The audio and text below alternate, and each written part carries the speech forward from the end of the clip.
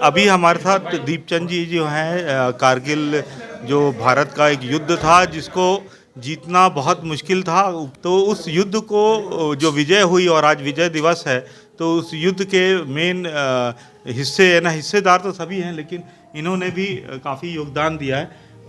बताइए कि जो आज वो है उसकी वो है विजय 23वीं वर्ष का। हाँ, 23वीं वर्ष है। तो पहला मैं आपसे एकदम अलग पूछ रहा हूँ, आज का युवा जो है वो सिर्फ मोटरसाइकिल और अपनी गर्लफ्रेंड उसमें बिजी है, उसके पास देश प्रेम में बहुत महसूस करता हूँ इस चीज़ को। तो ये पहला युवा को आप क्या संदेश देना चाहेंगे? सबसे पहले तो जय हिंद जय भारत। पूरे देशवासियों को 23वें कारगिल विजय दिवस की बहुत बहुत बधाई हो। संदेश यही है कि आज जो आपने बोला युवा, इसके दोषी कौन है? हम लोग हैं, हमारा राजकारण है।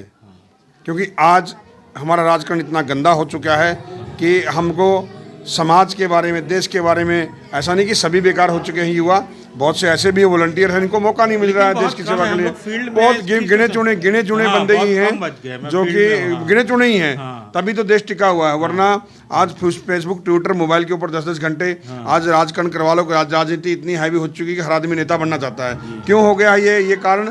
क्योंकि आज हर आदमी जैसे हम लोग पुरुष प्रधान देश सोचते हैं ना, वैसे हर आदमी क्या सोचता है, नेता प्रधान हिंदुस्तान हो चुका है अभी। तो इसलिए हर आदमी क्या सोचता है, कुछ भी हो जाओ, गाड़ी दो, किसी को कुछ दो, फिर अपना भलाई तो हक है और वो नेता बनना चाहता है। और आजकल 90% आप देखो राजकारण के ऊपर जो बैठा हुआ है, राजनीति में कोई पढ़ाई नहीं, कोई कुछ नहीं, साला गाड़ी दो, कुछ करो, स्कूल ना जाओ, नेता बन जाओ। तो मतलब सबसे ज्यादा हेलीकॉप्टर उड़े थे महाराज चुनाव में। ये तो उड़े थे। आपको पता नहीं क्या?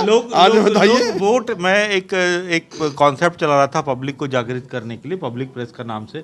लोग जागृत नहीं हो रहे हैं, लोग इतने अपने स्वार्थ जागृत तो इसलिए नहीं हो रहे ना, देखो अभी हर आदमी बिकाऊ हो चुका है अपने आप के अंदर। पूरे नहीं हुए हैं। मैं तो सबको बोलता हूँ, एक हिंदुस्तान की वर्दी और हिंदुस्तान की सेना के अलावा ना हर आदमी बिका हुआ है। या तो कोई दबाव में बिका हुआ है, तो अपनी जाति के हिसाब से किसी से भी बिका हुआ है। मतलब ये किसने बांटा है हम लोगों को? हम लोग कभी बढ़ेंगे भी नहीं। हम लोग हिंदुस्तानी कब थे? अंग्रेजों के टाइम में थे। हिंदू मुसलमान भी नहीं थे, सब एक थे ना। सिर्फ उस टाइम हम लोग हिंदुस्तानी थे, भारतवासी थे। उसके बाद फिर हमारे जो नेता नए नए बने, जो अंग्रेजों की चाल के ऊपर चलते चलते आज फिर वही अंग्रेजों की तरफ बंटवारा कर दिया। आज कोई भी कितना भी बड़ा महापुरुष आ जाए, हमको झुंझुना दे दिया। किसी ने हिंदू मुसलमान का दे दिया है, किसी ने क्षेत्रवाद का दे दिया, किसी ने जातिवाद का दे दिया है। मगर मैं ये बोलता हूँ, झुंझुना देना है तो इस मातृभूमि को नमन करने का झुंझुना दीजिए। अगर आइकॉन मानना है तो इस भारतीय सेना को मानिए, जो निरंतर निस्वार्थ, उसकी तरफ से कोई भी सरकार आ जाए। आप बताइए, फौजी कभी देखे आपने हड़ताल करते हुए कि जी ये सरकार आ गई, हम लोग ये नहीं करेंगे? नहीं, वो निस्वार्थ निरंतर इस कर्म भूमि के लिए अपना बलिदान भी देता रहता है। आप देखिए लड़ाई के बाद में भी कितने जवान शहीद होते हैं, मगर फिर भी जवानों की कमी नहीं। हमारे फिर भी बहुत से वॉलंटियर हैं जो सेना में भर्ती हो रहे हैं। तो अगर आइकॉन मानना है तो हिंदुस्तान की, हिंद की सेना को मानो, तभी हमारा राष्ट्र सर्वप्रथम आ सकता है। वरना कागजों के अंदर, डॉक्यूमेंट में आपको भी पता ग्राउंड में क्या हो रहा है। और इसकी जिम्मेदारी मैं आपको बोलता हूँ, आप भी नाराज हो गए, 99% जिसको आप पिल्लर बोलते हो ना, वो बिक्री हो चुकी है। बहुत सी मीडिया, आप सही बोल रहे हो, लेकिन और जो सच्चाई वाले बंदे हैं उनकी कोई सुनता नहीं है। ये सरपंच बना है 5 साल में, इसको इतना क्या हो गया भैया? ये प्रधान बना है, ये MP MLA बना है, 5 साल में इसने से क्या कमा लिया? सारा साइकिल से और जहाज खरीद लिया। और एक सैनिक लगा लो, 25 साल 15 साल 20 साल नौकरी करके आते हैं, वो घर बनाना मुश्किल हो जाता है। तो क्यों नहीं सेना का फॉलो करते हैं कि नहीं, हम लोग जैसे हमारे भाई सैनिक रहते हैं, हम भी वैसे रहेंगे। त्याग करना तो सैनिकों की तरह करिए ना। मैं अब एक आता हूँ युद्ध के दिन, जब आप लोग युद्ध के लिए गए थे, उसके बाद ये जो घटना घटी आपके साथ, एक आपने देश के लिए अपना हाथ पांव त्याग किया, दान किया बोला जाएगा, तो वो कौन सी तारीख थी, कौन सा दिन था और घटना? सर ये मेरा कारगिल युद्ध के बाद जब ऑपरेशन पराक्रम चला था, 17 नवंबर 2002 को मेरे को साथ ये हादसा हुआ था।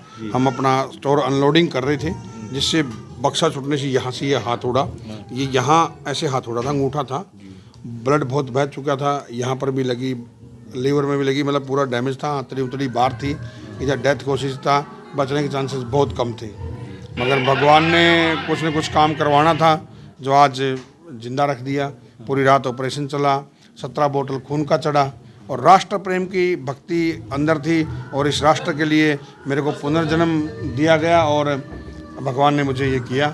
कि आज आपके युवाओं सामने को क्या बैठे हैं। संदेश देना चाहेंगे? युवाओं को वही संदेश देना चाहता हूँ कि देखो, आपने इस मातृभूमि पर जन्म लिया है। आप एक तो भले ही आप पहले शिक्षा ग्रहण कीजिए। आज क्या हर आदमी क्या 10वीं 12वीं पास करते ही नौकरी मांगता है? क्या हम उस काबिल हैं? मैं बोलता हूँ नौकरी मांगने की जगह आप ऐसा बनिए कि नौकरी दे सकें किसी को। ये अपने आप को माइंड बदली करिए। आज हर आदमी बोलता है मैं भी बेरोजगार, मैं भी। शिक्षा पूछो जी, मैंने 10वीं कर लिया, मैंने 12वीं कर लिया, कोई एहसान थोड़ी कर लिया। सबसे मेरा यही खुद का मेरा पर्सनल व्यू ये है कि शिक्षा अच्छी ग्रहण करो और स्टार्टिंग से ही अपने माइंड के अंदर ये रखो कि हम किसी को नौकरी देने वाले बने। आखिरी नेताओं को एक संदेश दीजिए। नेताओं के लिए यही है कि जिस तरह हमारी ये कर्म भूमि है, आप लोगों की मातृभूमि कर्म भूमि यही है। आप जब हमारे पास में आते हो वोट बैंक के लिए तो बड़ा नम्र और निवेदन करते हो, और उसके बाद में आप लोगों को पता नहीं कौन सा एक टूना टोटका हो जाता है, आप एकदम नफरत करने जाते हो, आदमी को आदमी से बू आने लग जाती है। तो ये वो आप कम करिए। हम भी आपके भाई हैं, हम भी आपके नागरिक हैं। और ऐसा लगता है कि जैसे हम लोग कौन से, जैसे हम आप लोग तो वो ऊपर कौन से आते हैं, तो आसमान से जाते हैं, वो हाँ क्या बोलते हैं भैया, परे जो भी हो गए आप लोग, वो हो गए हो इंद्र भगवान हो गए हो, समझ लो आप। और हम लोग एक जनमानुस हो गए हो कि तुम स्वर्ग में प्रवेश ही नहीं करोगे। मतलब ऐसे होता ना कभी कभी कि नहीं नहीं ये तो नो एंट्री, हर जगह वीआईपी वीआईपी। यार मेरे को ये नहीं समझ आ रही, इंसान कब वीआईपी होंगे, हम कब वीआईपी होंगे? आकाश पर चले गए हम लोग, चांद पर चल रहे हैं, देखो आप चंद्रमा पर जगह ढूंढ ली है, मगर हमने ढूंढा नहीं है। तो आपस में ज़मीन के अंदर जीना कैसे है, वो इंसान ने नहीं ढूंढा आज तक। बात करने के लिए धन्यवाद। जय हिंद ये सर। थे हमारे साथ दीपचंद जी, जो युद्ध में रहे, कारगिल युद्ध में रहे, और इन्होंने अपने शरीर के कई अंग इस मातृभूमि के लिए दान दिए हैं। उस पर निछावर किया है। RPL news, Devashish, Raipur, Chhattisgarh.